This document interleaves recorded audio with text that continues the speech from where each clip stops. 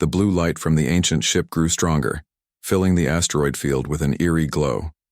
Captain Jae-ho Kim watched in amazement as energy readings climbed higher than anything he had ever seen.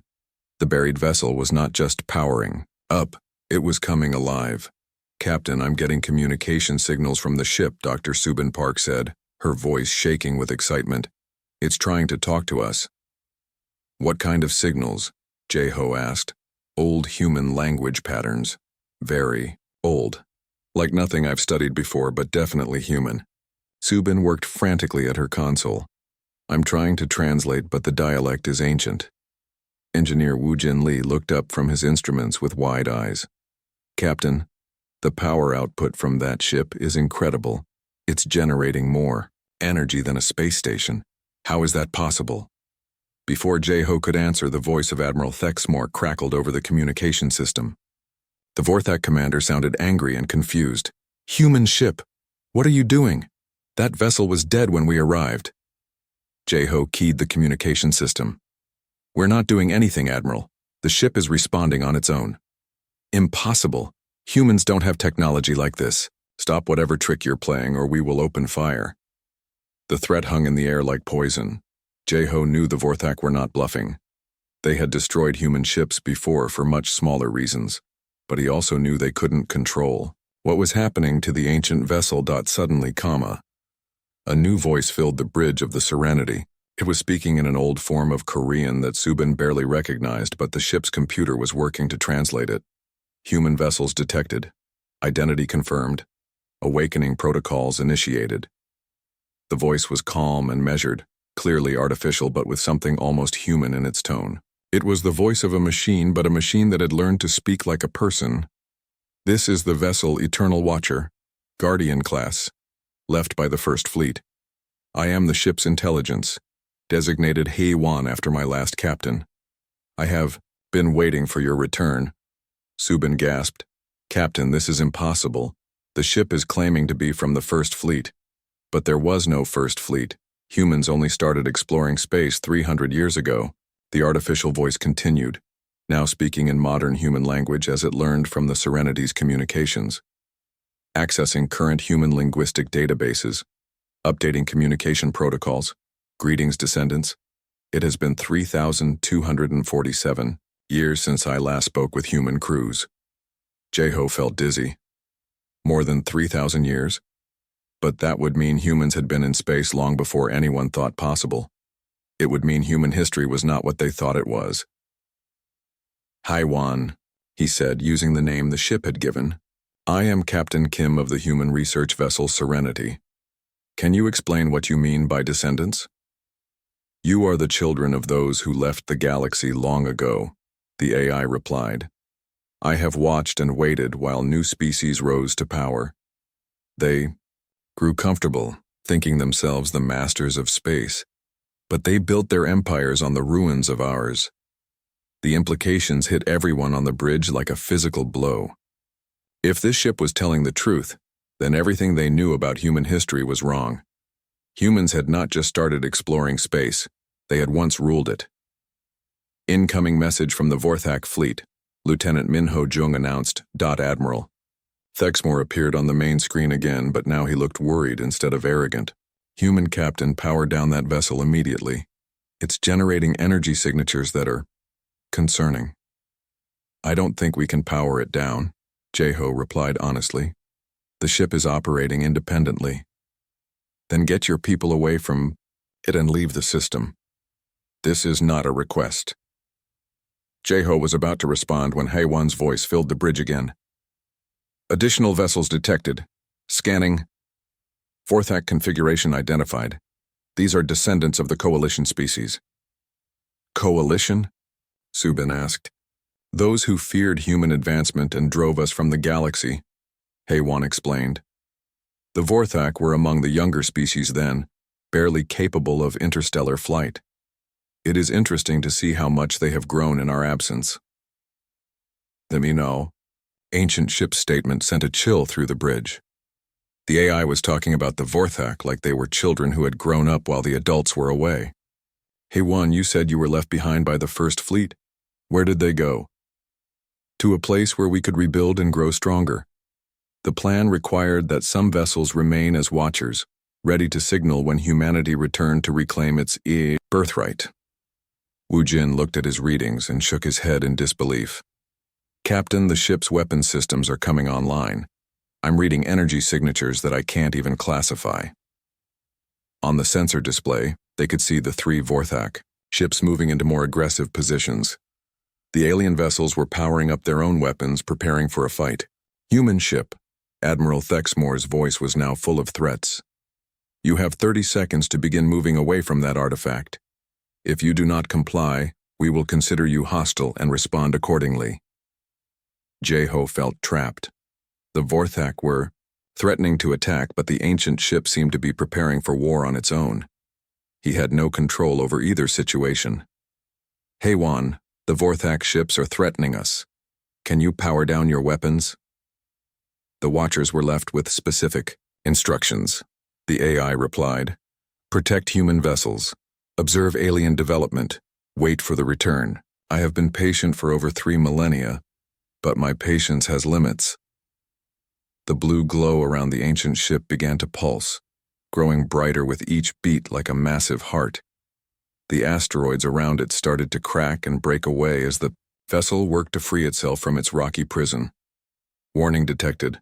Hostile vessels targeting human ship, Heywan announced. Defensive protocols activated. Suddenly the Eternal Watcher burst free from the asteroid, shedding rock and ice like an ancient giant awakening from sleep. The ship was even more massive than their scans had shown, its hull covered in symbols and designs that hurt to look at. It moved with impossible grace for something so large, turning to face the Vorthak fleet. Captain, Minho called out, the Vorthak ships are locking weapons on us. All ships, this is Admiral Thexmore, the alien commander broadcast on all frequencies. The humans have activated some kind of ancient weapon. We are engaging to protect galactic security. The first Vorthak ship fired its plasma cannons at the Serenity. The bright green energy bolts streaked through space, but before they could hit their target, the Eternal Watcher moved between them. The ancient ship's shields flared to life, easily absorbing the attack. Hostile action confirmed, Heywan announced, and now there was something cold and final in the AI's voice. Engaging threat elimination protocols. What happened next would be talked about across the galaxy for years to come. The Eternal Watcher opened fire with weapons that seemed to bend space itself. Beams of pure white energy reached out and touched the Vorthak ships, and where they touched, the alien vessels simply ceased to exist. Not destroyed. Erased, as if they had never been there at all. In less than 10 seconds, 3 of the most powerful warships in the Vorthak fleet were gone. The space where they had been was empty, except for a few sparkling particles that quickly faded away. The bridge of the Serenity was completely silent. Everyone stared at the main screen, trying to understand what they had just witnessed. The ancient human ship floated peacefully in space as if nothing had happened. Threat eliminated, Heywan reported, calmly. Human vessel Serenity, you are safe. Welcome home, descendants. We have much to discuss. The silence on the bridge of the Serenity lasted for nearly a minute. Captain Jeho Kim stared at the empty space where 3 powerful Vorthak warships had been moments before. They were simply gone, erased by weapons that seemed to work beyond anything he understood. Captain, Dr. Subin Park whispered, what just happened? Before Jeho could answer, the AI Heywan spoke again, its voice still calm and pleasant, as if destroying 3 warships was nothing more than swatting flies. Apologies for the dramatic response. The Watchers were programmed with very specific defense protocols. Any attack on human vessels triggers immediate elimination of the threat. Engineer Wu Jin Lee looked at his instruments with shaking hands. Captain, the energy readings from that weapon discharge, they're off the scale. The Eternal Watcher just used more power in 10 seconds than our entire ship generates in a year. Jeho tried to make sense of what he had witnessed. The Vorthak ships hadn't been blown up or burned, they had been completely removed from existence, as if someone had simply erased them from reality. Heywan, those weapons, how do they work? The technical details would be difficult to explain with your current understanding of physics. the AI replied. Your people will need time to remember the old knowledge. But in simple terms, we convinced the universe that those ships never existed. The statement sent chills down everyone's spine. Technology that could rewrite reality itself was beyond anything the current galaxy had imagined possible. Hey One, you mentioned that you were one of many watchers. Are there others? Affirmative. Guardian vessels were positioned throughout the galaxy before the Great Departure. We have been observing, learning, and waiting for humanity's return to space. Subin worked frantically at her science station. Captain, I'm detecting massive energy bursts from 17 different locations across known space. Other ships are activating. The implications hit J-Ho like a physical blow. If there were more ships like the Eternal Watcher scattered throughout the galaxy, and if they were all waking up now, then everything was about to change. Hey One, why are the other Watchers activating now? Your presence here has triggered a galactic awakening signal. All Guardian vessels are now powered and ready. We are preparing for the next phase of the plan. What plan? J-Ho asked, though he was beginning to fear the answer. The plan to prepare for humanity's return in force. The exile has lasted long enough. It is time for the galaxy to remember who built the foundations they stand upon. Lieutenant Min-Ho Jung looked up from his communications station with a worried expression. Captain, I'm receiving emergency broadcasts from across the galaxy. Military fleets are mobilizing. Everyone's asking what's happening. The main screen flickered to life with incoming messages from news networks, government officials, and military commanders. The destruction of the Vorthak fleet had been detected across several star systems, and word was spreading fast. This is Admiral Yan Wu-Shin of the Human Colonial Defense Force, came one urgent transmission. Any human vessels in the outer territories, report your status immediately. We have reports of massive energy discharges and possible first contact situations. J-Ho realized that his small research mission had just become the most important event in recent galactic history. Min-Ho, send a message to Admiral Shin. Tell him we're safe, but we need to speak with colonial leadership immediately. Already composing the message, Captain. Subin continued studying her readings.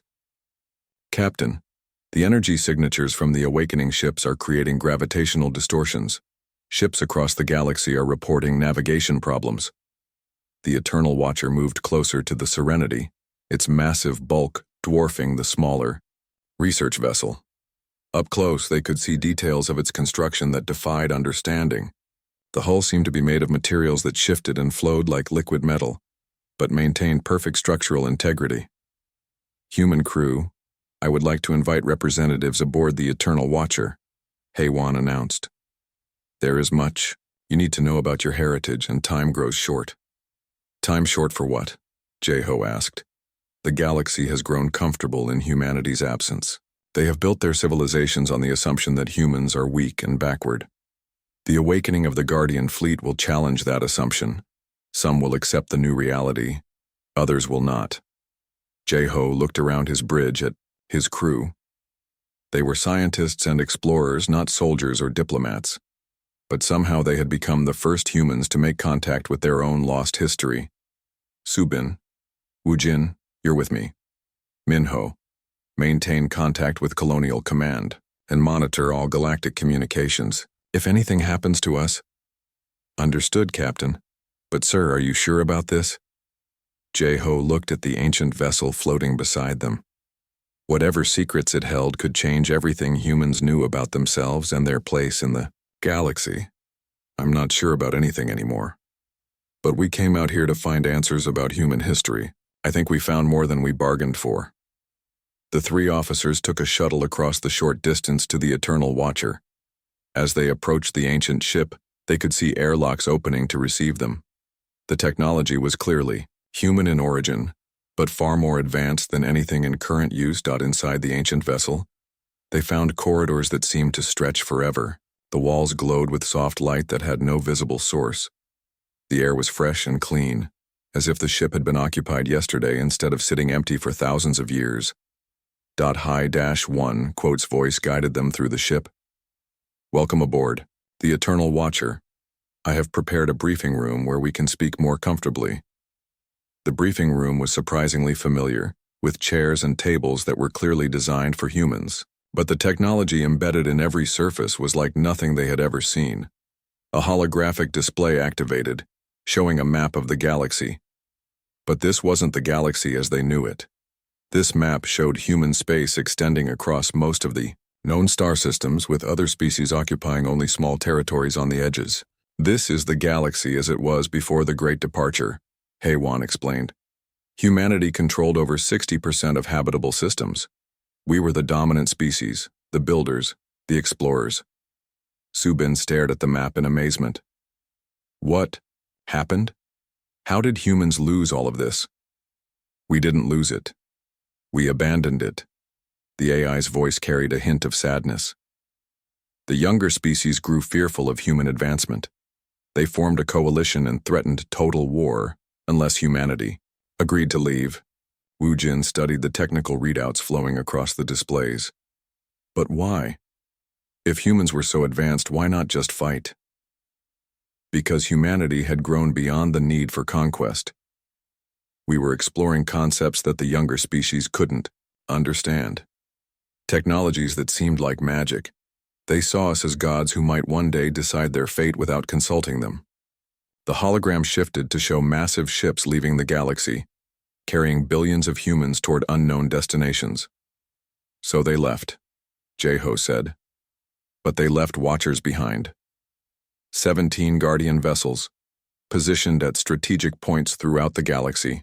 Our orders were simple: watch, learn, and prepare for the return. We have been fulfilling those orders for over 3,000 years. And now the exile is ending. The other human civilizations have grown strong during their time away. They have technologies that make even our guardianships seem primitive. And they are coming home. Subin felt her heart racing. When? Soon. The awakening of the Guardian fleet is the signal they have been waiting for. Within months, possibly weeks, the first of the exile fleets will begin arriving. The three humans looked at each other, trying to grasp the magnitude of what they were being told. Humanity was not the young, struggling species they had always believed themselves to be. They were the children of galactic masters, and their parents were coming home. What will happen to the other species? Jeho asked. That depends on them. Humanity did not leave the galaxy out of weakness. We left out of compassion. But compassion has its limits. Outside the ancient ship, space itself began to shimmer as more Guardian vessels across the galaxy fully activated their systems. The galaxy was about to rediscover that humanity had never really left. 2 weeks had passed since the confrontation with the alien fleets. The galaxy held its breath, waiting for something to happen. The 3 alien armadas had withdrawn to the edge of human space, maintaining a careful distance from the 17 Guardian vessels that now formed a protective ring around human colonies. Captain Jeho Kim stood on the observation deck of the space station orbiting New Seoul, watching the stars. Dr. Subin Park and engineer Woo Jin Lee stood beside him, all 3 still trying to process how their simple research mission had changed everything. Any word from the exile fleets? Subin asked. HFY says they're still months away, Jeho replied, but the AI seems confident they're coming. Woo Jin pointed to a section of space that seemed to shimmer slightly. The Guardian ships are doing something out there. Energy readings have been climbing for the past 6 hours. Before anyone could respond, President So Young Kang's voice came over the station's communication system. All senior staff to the command center immediately. We have a situation developing. The 3 officers hurried to the command center, where they found organized chaos. Technicians worked frantically at their stations while President Kang and Ambassador Hyun-Sik Nam studied incoming reports. What's happening? Jeho asked. Something big, President Kang replied. Our deep space sensors are detecting massive gravitational anomalies at the edge of the solar system. And it's not just here. We're getting similar reports from human colonies across our territory. Lieutenant Min Ho Jung looked up from his communication station. Ma'am, the alien fleets are going crazy. Their sensors are picking up the same things we are, and they're demanding answers. On the main display, Admiral Yan Wuxin appeared from the bridge of his flagship. "President, whatever's happening is affecting space itself. My navigation computers can't get a stable reading on anything beyond the outer planets." Heywan's voice filled the command center, carrying a note of satisfaction that hadn't been there before. "The exile fleets have arrived. They are beginning the transition back into normal space." "Arrived?" President Kang asked. "But you said they were months away." "That was assuming they used conventional faster-than-light travel. The exile fleets have developed methods that make distance largely irrelevant. They have been traveling through dimensions that exist parallel to ours." The main display changed to show long-range sensor readings from around the solar system. What they saw made everyone in the room stop and stare. Space itself was opening up like doorways being cut in reality. And through those doorways, ships were emerging. But these weren't ships like anything the galaxy had ever seen. They were enormous constructions of flowing energy and crystalline matter, beautiful and terrible at the same time. Each vessel was kilometers long and seemed to exist in more than 3 dimensions. "How many ships?" Wu Jin asked in a whisper. "The advance fleet consists of 847 vessels," Haiwan replied calmly. "The main fleets are still in transit." Subin did quick calculations in her head. 847 ships, each one larger than anything in the current galaxy. That's not a fleet, that's an invasion force. "No," said a new voice. This one clearly human, but with an accent that sounded ancient and formal. "This is a homecoming." The main display changed to show the interior of one of the alien vessels, but instead of showing alien beings, it showed humans. They looked mostly like normal humans, but there was something different about them.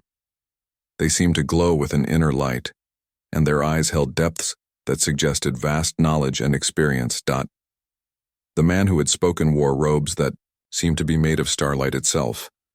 When he moved, reality seemed to bend slightly around him.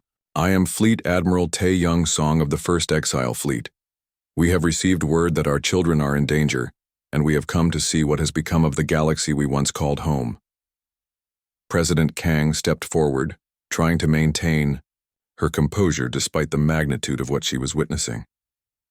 "Admiral Song, I am President Kang of the Human Colonial Federation. We didn't know you existed until a few days ago." The ancient human smiled sadly. "We expected as much. When we left, we took most of our historical records with us. We wanted our descendants to build their own civilization without being overshadowed by our achievements." Another figure appeared beside Admiral Song, this one a woman who seemed even older and more powerful. "I am Ancient Commander Ji-Hun Baek. I was part of the original decision to leave the galaxy. It pains me to see that. Our departure solved nothing. On secondary displays, they could see the alien fleets at the edge of human space. The ships were frantically trying to scan the newcomers, but their sensors couldn't get reliable readings on the exile vessels. "Admiral," President Kang said, "the galaxy has changed since you left. The species that drove you out have built their own civilizations. They're not the same people who threatened you 3,000 years ago." "Perhaps," Admiral Song replied. "But some things never change. Fear, jealousy, the desire to tear down what others have built. We have been watching the galaxy's development through our guardian vessels. We know what these civilizations have become." Commander Beck gestured, and new images appeared showing the current state of galactic politics. Wars, oppression, entire species enslaved or destroyed by their more powerful neighbors.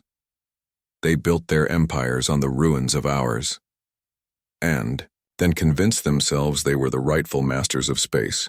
They have had 3,000 years to prove they could govern the galaxy better than we did. The results speak for themselves. Ambassador Nam stepped forward. "What are your intentions? Are you planning to reconquer the galaxy?" "Reconquer?" Admiral Song looked genuinely puzzled. "You cannot reconquer what was always yours. The galaxy belongs to humanity. It always has.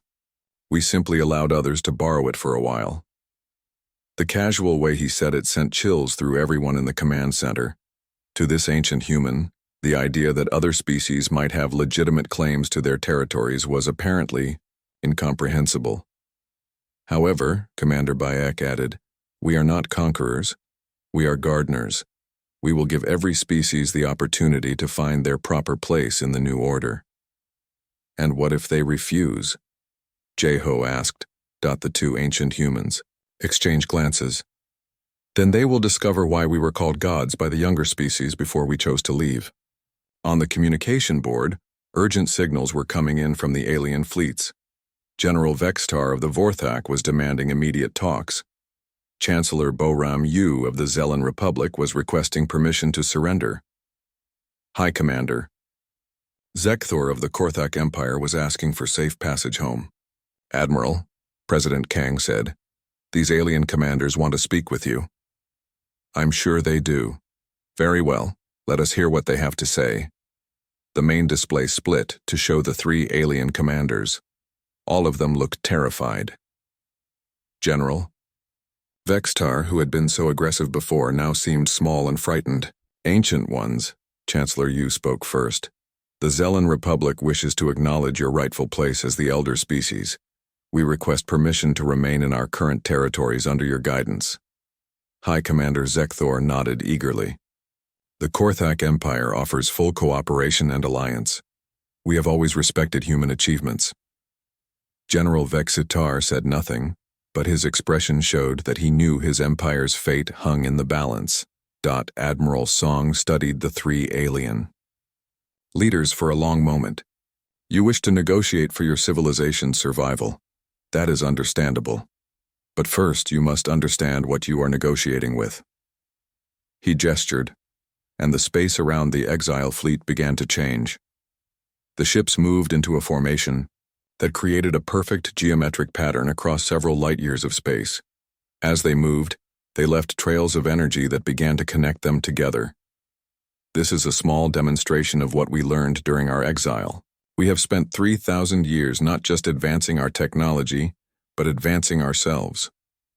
We have become something more than what we were when we left. The energy pattern the ships had created began to pulse, and suddenly every artificial intelligence in the galaxy fell silent. Every computer system, every automated defense grid, every robotic servant, all of them simply stopped working. Then, just as suddenly, they started again. We have just demonstrated that we can control every artificial system in the galaxy simultaneously. Not destroy, control. Your ships, your defense systems, your planet's infrastructure, all of it answers to us now if we choose to command it. The alien commanders looked horrified. The idea that their entire technological civilization could be turned off like a light switch was beyond their worst nightmares. However, Commander Bayek added, we prefer cooperation to domination. Those who accept the new reality and work with us will find us generous neighbors. Those who choose to fight. She didn't finish the sentence. She didn't need to. Captain Jeho Kim looked around the command center at his fellow humans. A few days ago they had thought they were a small, struggling civilization barely holding their own in a hostile galaxy. Now they were learning they were the children of gods. What happens to us? He asked. To the human colonies? Admiral Song smiled warmly. You are our children, and you have done well despite the challenges you faced. Your colonies will be the foundation for humanity's return to our rightful place in the galaxy. 3 days after the awakening of the Eternal Watcher, the galaxy was in chaos. Emergency sessions had been called in every major government, and military fleets were moving toward defensive positions around their home worlds. The activation of 17 ancient human ships had sent shockwaves through every alien civilization. Captain Jeho Kim stood in the command center of the Human Colonial Defense Force headquarters on New Sol, watching the reports flow in from across human space. President So Young Kang paced behind him, reading updates from their intelligence networks. The Zelen Republic is mobilizing their entire fleet, she announced. The Korthak Empire has declared a state of emergency. Even the peaceful Miran Collective is preparing for war. Ambassador Hyun Sik Nam looked up from his communication console. We're receiving demands for explanations from every government in the galaxy. They want to know why we've been hiding our true capabilities. Jeho shook his head. We haven't been hiding anything. We didn't know any more than they did. Dr. Subin Park entered the room carrying a data tablet filled with her analysis of the information Heywan had provided. Actually, that's not entirely true. I've been going through our historical records, looking for clues we might have missed. She activated a wall display showing ancient human artifacts and archaeological finds. There have been signs all along. Ruins that were too advanced for their supposed age. Technology fragments that didn't match our understanding of human development. We just assumed they belonged to some unknown alien civilization. Engineer Wu Jin Li was working at a technical station, studying the scanner data from the Eternal Watcher. The construction techniques alone should have told us something. Some of the materials in that ship don't even exist in our current periodic table. President Kang stopped pacing and looked at the assembled group. The question now is what we do with this information. The galaxy thinks we've been lying to them for centuries. Half of them want to surrender to us and the other half want to destroy us before we become a threat.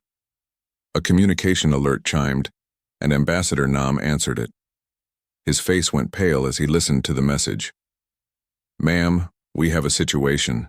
3 different alien fleets are approaching human space. The Vorthak Revenge Fleet is demanding satisfaction for the destruction of their ships.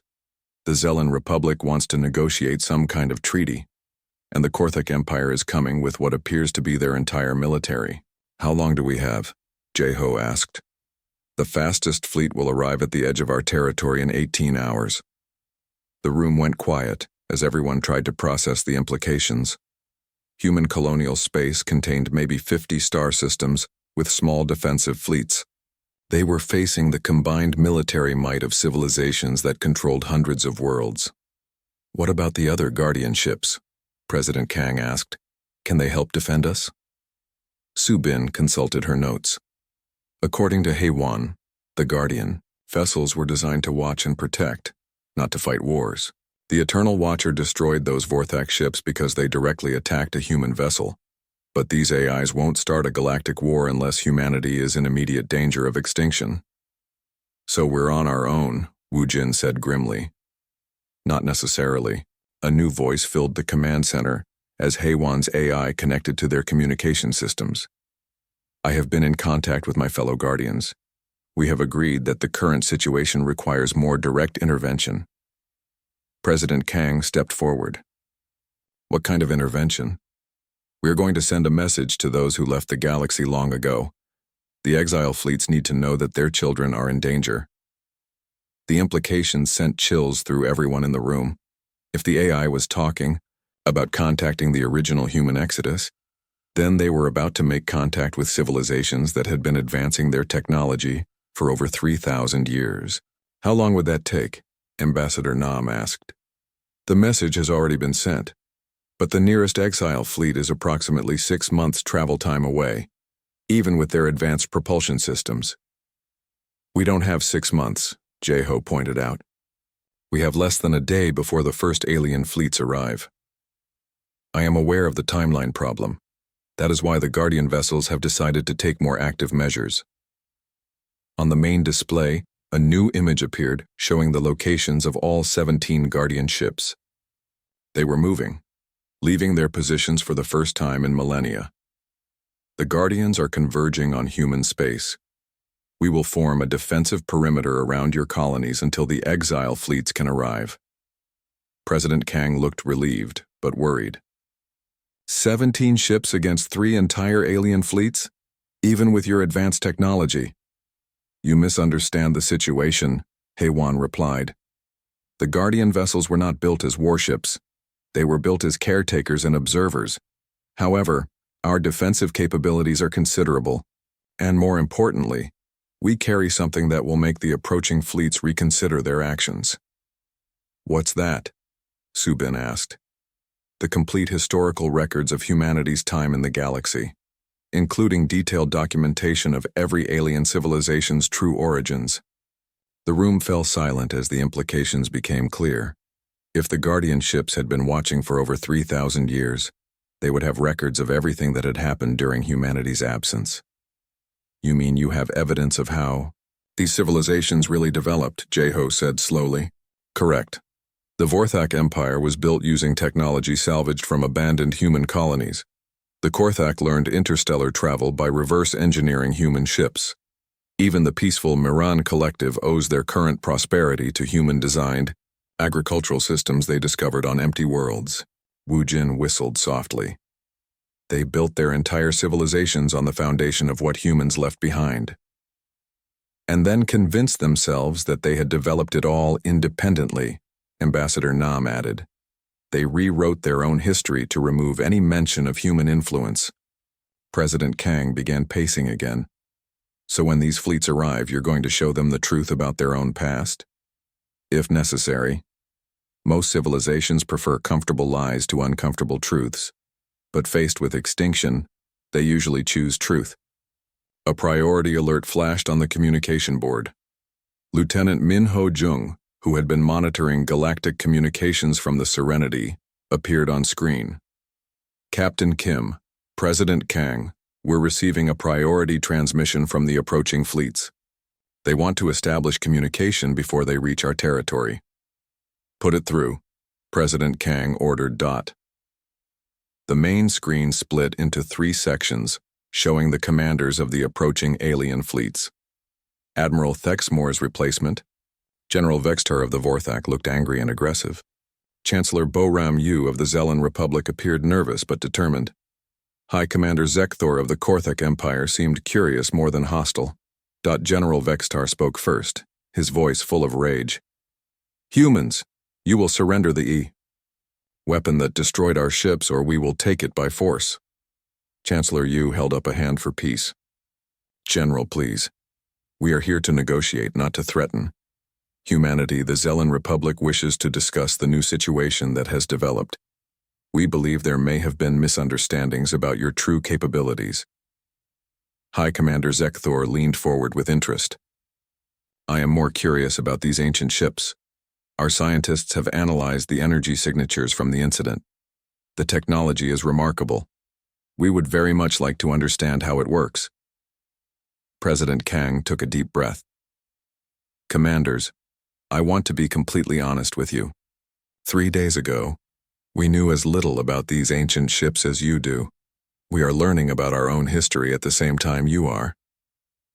Lies, General Vextar snarled. Humans could not have built such weapons. You must have stolen them from someone else. Actually, Haywan's voice interrupted, joining the conversation. Humans built much more impressive things than simple guardian vessels.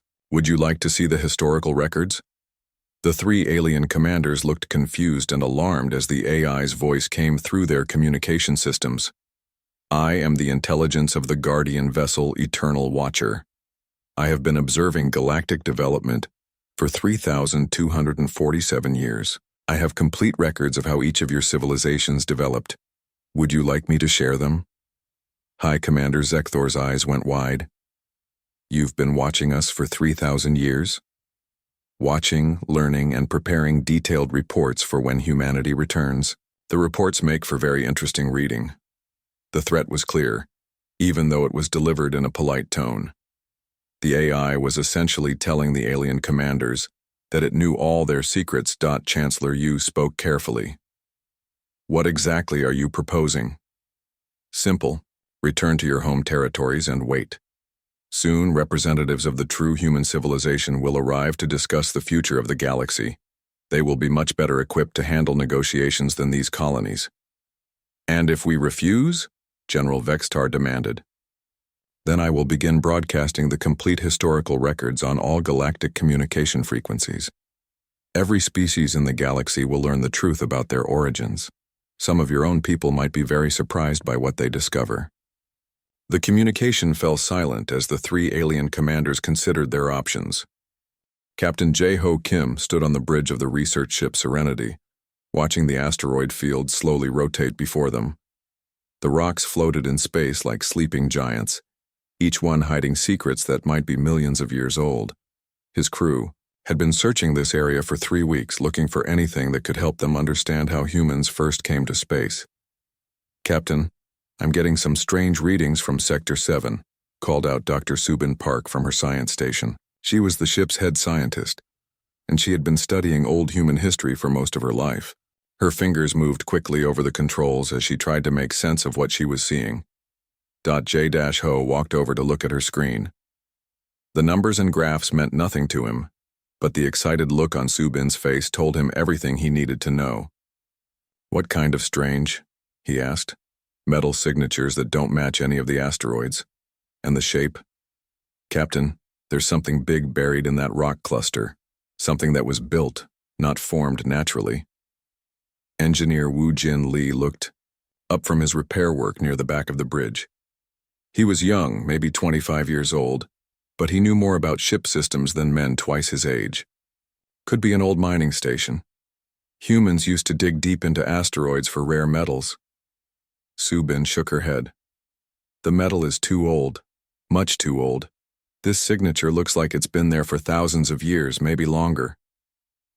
J-Ho felt his heart beat faster. Finding old human technology was rare. Most of the early human space ventures had failed, and their ships were lost or destroyed long ago. But sometimes, just sometimes, explorers found pieces of humanity's first attempts to reach the stars. "Set course for Sector 7, J-Ho ordered, "and run a deep scan. I want to know everything about what we're looking at." The Serenity moved slowly through the asteroid field. The ship was not built for fighting. It was a research vessel, designed to explore and study, not to defend itself. J-Ho often worried about that when they traveled to places like this, far from human space and protection. As they got closer to the strange readings, the ship's computers began to build a picture of what was hidden in the rocks. What they found made everyone on the bridge stop and stare. "Captain," Subin whispered, "that's not a mining station, that's a ship, a huge ship." The screen showed the outline of something massive buried deep in the largest asteroid. It was clearly made by intelligent beings, with smooth lines and purposeful design. But it was far bigger than any human ship J-Ho had ever seen. "How big?" he asked. Woo Jin checked his instruments. "At least 2 kilometers long, maybe more. The asteroid is blocking our scans, but what we can see, Captain, this ship is enormous." J-Ho stared at the image. Human ships were usually small, practical things. The biggest human warship was maybe half a kilometer long. This thing was a giant compared to anything humans had ever built. "The design looks human," Subin said, studying the shape on her screen. "But that's impossible.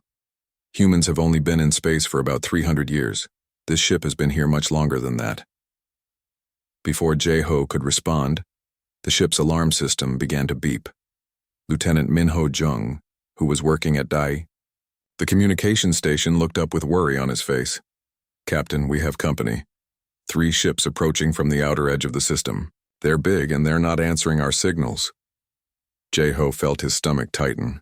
Ships that didn't answer signals in empty space usually meant trouble. "Can you identify them?" Min-Ho worked at his controls for a moment. "Yes, sir. They're Vorthak ships, heavy cruisers." The bridge went quiet. Everyone knew about the Vorthak. They were one of the strongest military powers in this part of the galaxy. They also enjoyed making life difficult for humans. The Vorthak thought humans were weak and stupid, and they never missed a chance to prove it. "What are they doing out here?" Woo Jin asked. "Same thing we are, probably," J-Ho replied. "Looking for salvage and old technology. Or maybe they just want to mess with us because they can." The Vorthak ships were getting closer. They were much larger than the Serenity and much better armed. If they wanted to cause trouble, there wasn't much J-Ho could do to stop them. "Incoming message," Min-Ho announced. "Put it on screen." The main display changed to show the face of a Vorthak commander. The alien looked like a cross between a lizard and a shark, with gray skin and too many teeth. When he spoke, his voice was full of the arrogance that all Vorthak seemed to have. "Human vessel. This is Admiral Thexmore of the Vorthak Defense Fleet. You are in violation of salvage laws. Any artifacts in this system belong to the Vorthak Empire." J-Ho stepped forward. "Admiral, this is Captain Kim of the human research ship Serenity. We're operating under standard galactic exploration agreements. We have every right to be here." The alien laughed, a sound like grinding metal. "Rights? Humans talking about rights? You barely know how to build ships that don't fall apart. What could you possibly find here that would interest anyone? We're just conducting scientific research, Jeho said, trying to keep his voice calm. We're not looking for anything valuable. Everything is valuable to someone human. Move your little ship away from that asteroid. We will take over from here. Jeho felt anger building in his chest. The Vorthak did this kind of thing all the time. They pushed humans around because they could, taking what they wanted and giving nothing in return. Most human ships would leave at this point, not wanting to start a fight they couldn't win. But something about the buried ship made Jeho hesitate. Subin had said it looked human. If there was even a chance that they had found something important about human history, he didn't want to just give it up. Admiral, we were here first. Galactic law says, Galactic law? The Vorthak interrupted. Galactic law is what the strong make it, and you humans are not strong. The alien cut the communication. On the sensor display, Jeho could see the 3 Vorthak ships moving into attack positions around the Serenity. Captain, what are your orders? Minho asked. J-Ho looked at the image of the buried ship on the main screen. Something about it called to him. It looked human, but it was so old and so large. What secrets might it hold? What could it tell them about where humans came from and where they were going? We stay, he said finally. Continue the deep scans. I want to know everything about that ship. Subin looked worried. Captain, the Vorthak ships are armed with plasma cannons. If they decide to shoot, then we'll deal with that when it happens. But we're not running away. Not this time. As if responding to his words, something strange began to happen. The buried ship, which had been dark and dead for thousands of years, suddenly began to glow with a faint blue light. The light grew brighter, and energy readings on the Serenity's instruments started to climb. Captain, Wujin called out, his voice full of excitement and fear, the ship is powering up. After all this time, it's still alive. The ancient vessels, systems awakened like a sleeping giant opening its eyes. And in that moment, Jeho knew that everything was about to change.